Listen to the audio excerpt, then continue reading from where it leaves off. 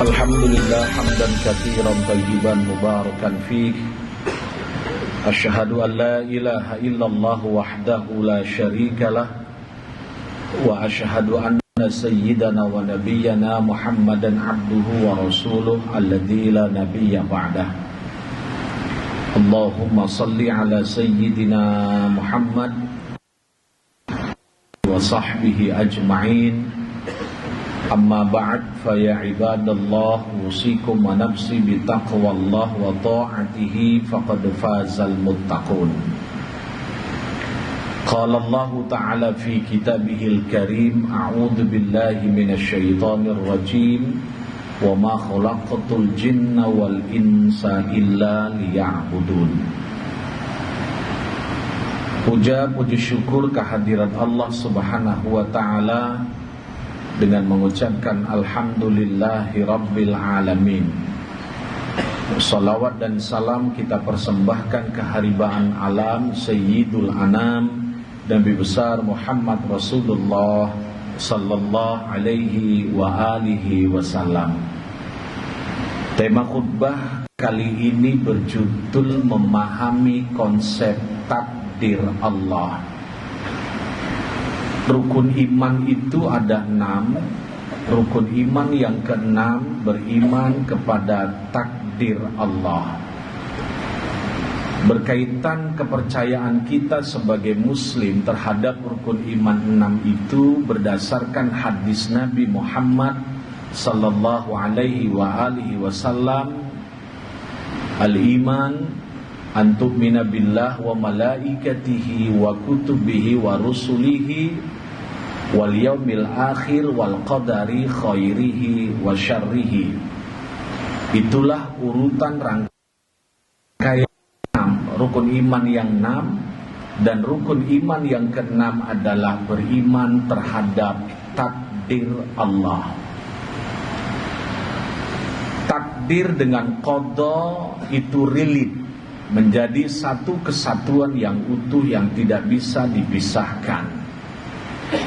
Qada adalah ketentuan dan ketetapan Allah yang diberikan kepada kita sebelum manusia itu lahir. Itu namanya qada.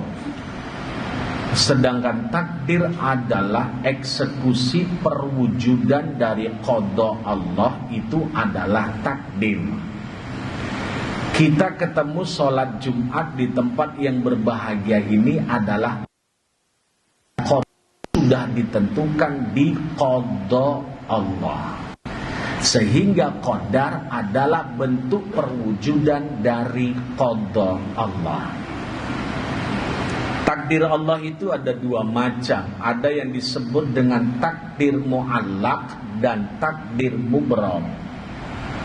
Takdir mubram adalah satu ketetapan Allah yang tidak. Sedangkan takdir mu'allaq adalah takdir ketetapan Allah yang bisa berubah sesuai dengan usaha yang kita kerjakan. Dalam Al-Quran Allah Subhanahu wa ta'ala berfirman berkaitan dengan takdir yang disebut dengan takdir mu'allaq. Allah berfirman, innallaha la yughayyiru ma biqaumin hatta yughayyiru ma bi anfusihim. Sesungguhnya Allah tidak akan merubah nasib suatu kaum itu sebelum kita sendiri yang merubahnya. Maka oleh karena itu, berkaitan dengan takdir mu'allaq, takdir yang bisa berubah sesuai dengan kemauan kita untuk berusaha secara maksimal. Berkaitan dengan takdir Allah, banyak ayat Al-Quran yang kita bisa cek dan cross-check di dalam Al-Quran. Satu di antaranya adalah surah Al-Ahzab ayat 38. Di akhir ayat itu Allah menutup dengan kata yang sangat indah, wa kana amrullah qadaram maqdura. Dan adalah ketetapan Allah itu pasti terjadi kepada kita semuanya. Hadirin yang dirahmati Allah, tapi sangat menarik. Surah Al-Ahzab nanti dibaca asbabun nuzulnya, sebab turunnya Al-Quran ayat itu bisa dibaca dalam kitab tafsir At-Tabari, Ibnu Katsir, dan tafsir-tafsir yang lainnya. Ulama itu menceritakan sebab turunnya ayat surah Al-Ahzab 38 itu begini. Nabi itu kan punya anak angkat, namanya Zaid bin Harisah. Zaid bin Harisah ini punya istri namanya Zainab binti Jahshin. Setelah Zaid bin Harisah menceraikan istrinya yang bernama Zainab binti Jahshin, maka turun perintah Allah, Nabi diperintahkan Allah untuk menikahi Zainab binti Jahshin, yang notabene adalah bekas ataupun mantan istri dari anak angkat Nabi yang bernama Zaid bin Harisah. Hadirin yang dirahmati Allah Subhanahu wa taala.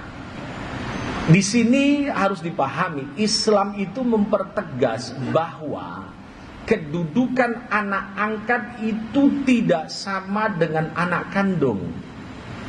Sehingga bahasa ekstrimnya, bahasa yang anak angkat itu adalah anak orang lain dan sama kedudukannya dengan anak orang lain yang tidak ada hubungan apapun.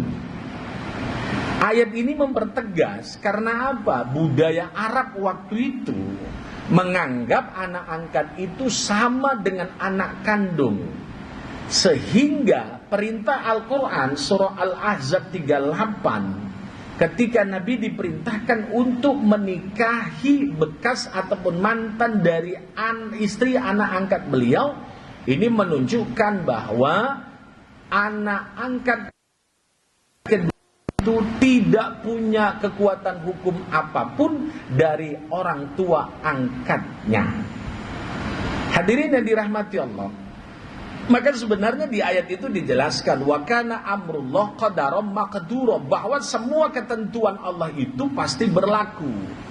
Nah, oleh karena itu di dalam kehidupan kita sebagai orang yang beriman, sebagai makhluk ciptaan Tuhan, tidak akan bisa lari dari ketetapan dan ketentuan Allah. Maka mengimani, memahami konsep takdir itu supaya proporsional, supaya cerdas. Yang terpenting bagi kita, apapun yang akan terjadi ke depan, apapun yang sudah terjadi, yang sedang terjadi, itu adalah berkat ketentuan Allah. Maka sangat luar biasa, apa yang akan terjadi itu tidak dijelaskan Allah kepada kita. Apa yang akan terjadi nanti malam itu tidak akan pernah dijelaskan oleh Allah. Kita tadi pagi, dari pagi sampai siang hujan hari ini, kita juga tidak akan pernah tahu itu terjadi. Maka oleh karena itu yang terpenting bagi kita, karena itu di luar tupoksi kita sebagai hamba Allah, yang terpenting di dalam hidup ini apa yang harus kita lakukan? Kerjakan, bekerja, optimis terhadap takdir Allah tersebut. Sehingga beriman kepada hidup itu pesimis. Beriman kepada takdir bukan berarti kita hidup itu menerima apa adanya.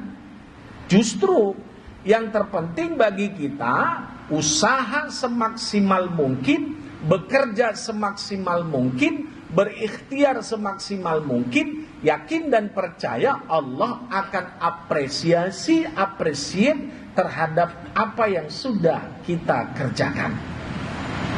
Disitulah hebatnya bahwa kita sebagai umat Islam tidak boleh menganut paham fatalis.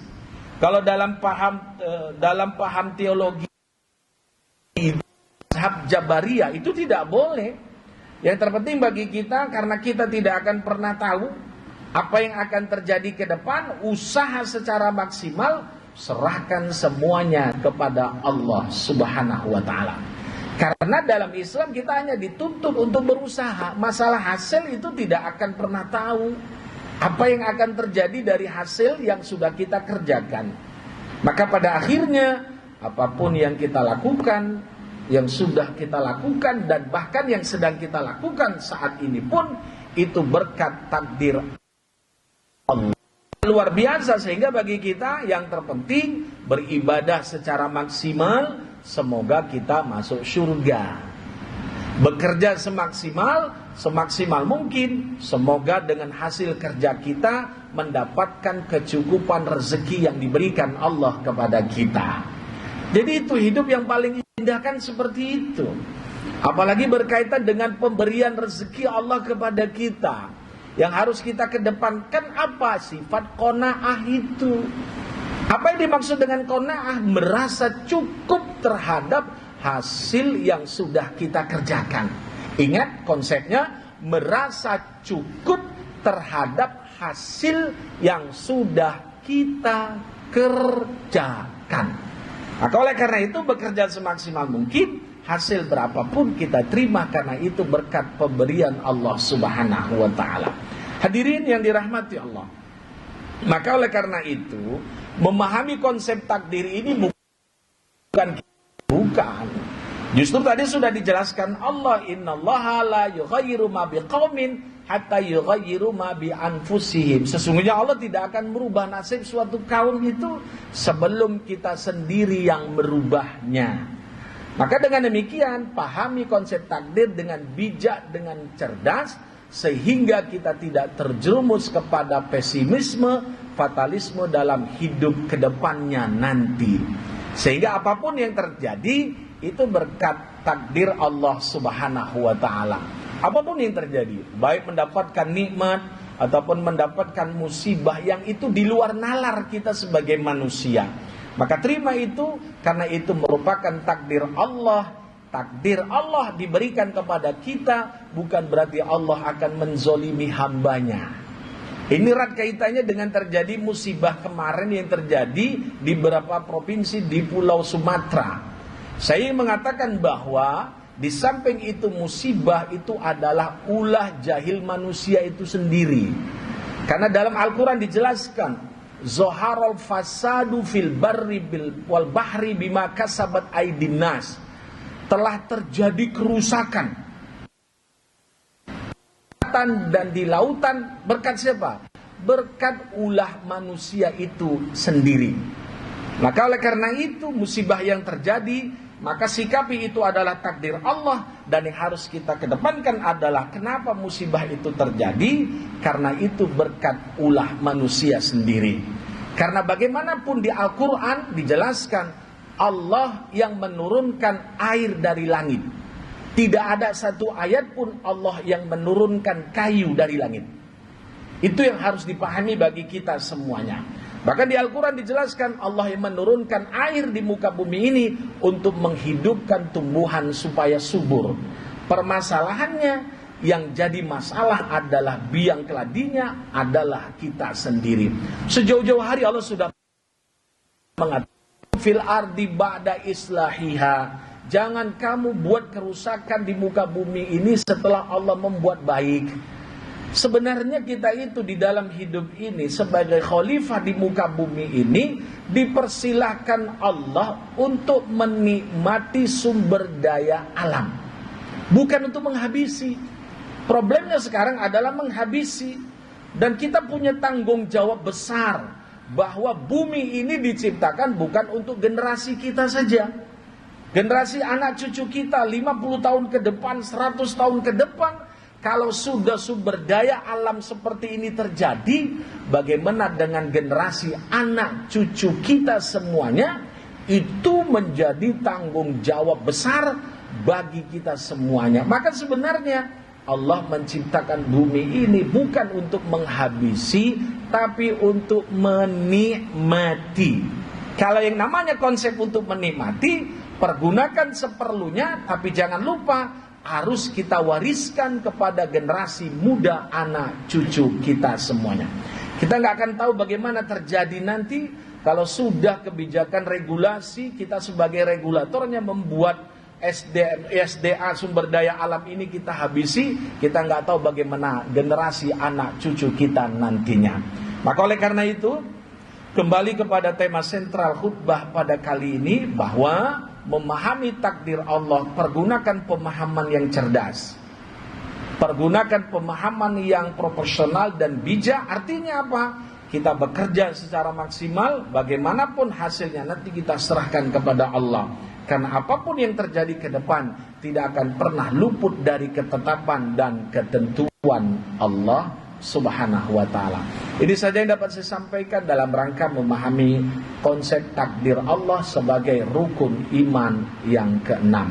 Semoga bisa memberikan kemanfaatan dan kebaikan bagi kita semuanya. Amin ya rabbal alamin.